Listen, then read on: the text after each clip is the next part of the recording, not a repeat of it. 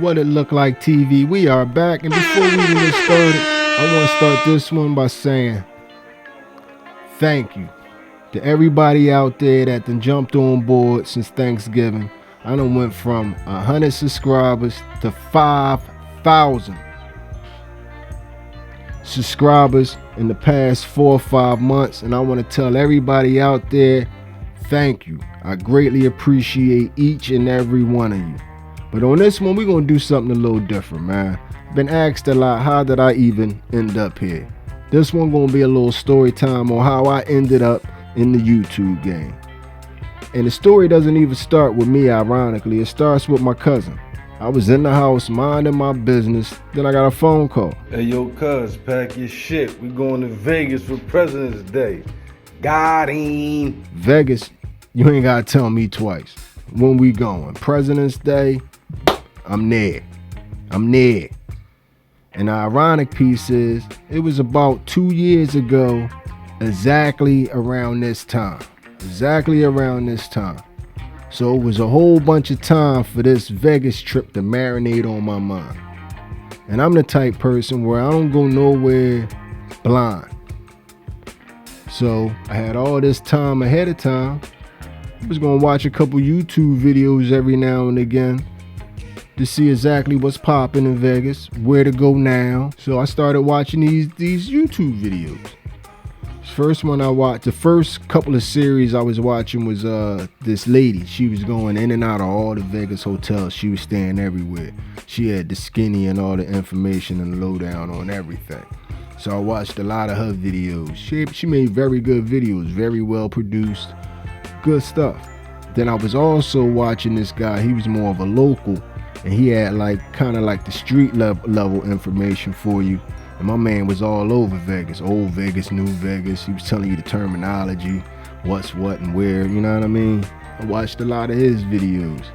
But as I was watching these videos, I was also watching some videos of some people just, they had the camera with them, and they was just showing you what was around. They wasn't talking.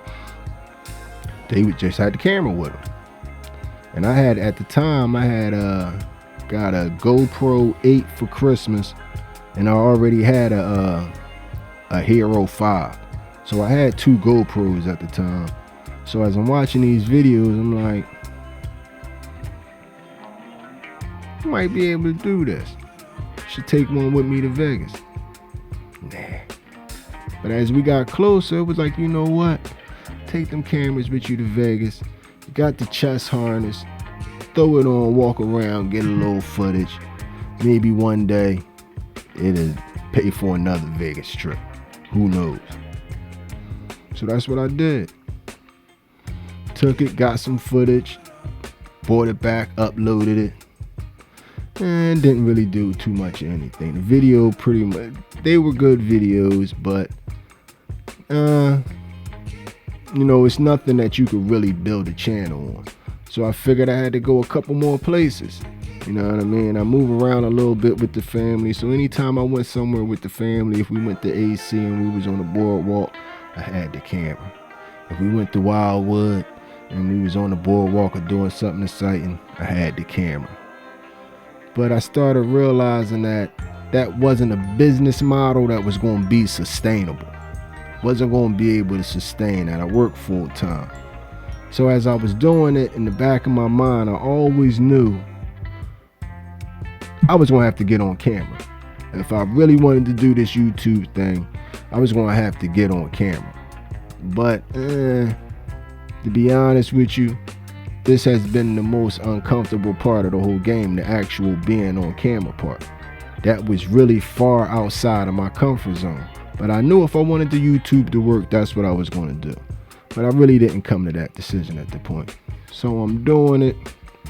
Doing the little travel videos, not really getting too much traction. And then the one day as I'm watching YouTube, I'm watching this video by the lead attorney, and he made a good point. He was like, he implored everybody, and I agree with him. Everybody, if you 30, 35, and you done lived a decent life, you have something that you can give to the next man. So everybody could use a little YouTube channel. And that stuck with me. because it was like, because I really didn't know what I would talk about. But that right there, he kind of told me that you just talk about your life experiences, and a lot of your life experiences can help the next person. So I took that little nugget, stored it in the back of my brain. But once again, I still was uncomfortable about the whole being on camera part. So time passed, I'm watching YouTube videos, you know, for entertainment, and I'm watching a lot of people just studying their production, how their videos look, what their presentation is like. Like, I'm studying everybody, I'm studying everything. I'm looking at the angles that they're using, I'm looking at the audience that they're trying to reach. Then I came across somebody, I'm not sure, it was a YouTuber, and they was talking about their start in YouTube. And then it was like, basically what it all comes down to is you gotta make a video. And I know that may sound simple to everybody, but that's the hard part. If you're thinking about doing YouTube or anything of this sort, that's the hardest part. The first video. And that stuck with me. You know what I mean? So one day I decided to make the first video. You know what I mean? And a lot of people, they're hesitant to make that first video because in the back of your mind, you know it's going to be trash. And if you're thinking sensibly, you should know that there's no possible way that it could come out super great if you never did it before. And especially if you're not used to just talking into a camera. I'm still not used to just talking into this camera. Like, this weird to me. Nobody's home, but I'm having a full-blooded conversation with a camera. But anyway, so I made the video. And it was trash. Then I made another video. And that was trash. But as I progressively went on, they got a little bit better, a little bit better, a little bit better, a little bit better, to the point where we at now. And these, believe me, I'm not patting myself on the back. I think my production volume and things can go a long way, but at least we watchable now. You know what I mean? But you're just gonna have to make the first video. And that's how pretty much I ended up at YouTube. Started with my cousin smacking the number. You know what I mean? Doing a couple videos in Vegas.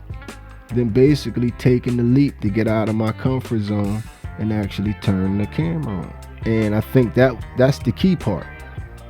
I had to get out of my comfort zone. I don't know what your comfort zone is, whoever's watching this video, but your greatness lies outside that comfort zone that you in.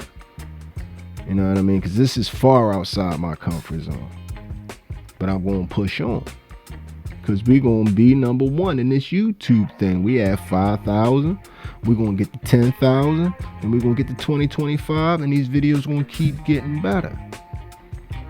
But yeah, that's how I ended up on YouTube. Cousin hit the number. Went to Vegas. Took the camera. Then decided, yo, got to give this a shot.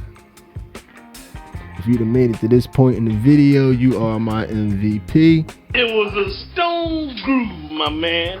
And I'm out of here. But yo, before I leave, once again, I want to tell everybody thank you. I greatly appreciate y'all getting me to 5,000 subscribers. Step outside your comfort zone, find your greatness. I'll check you out on the next one. It'll be a reaction coming up very soon. I'm on it right now. I'm out.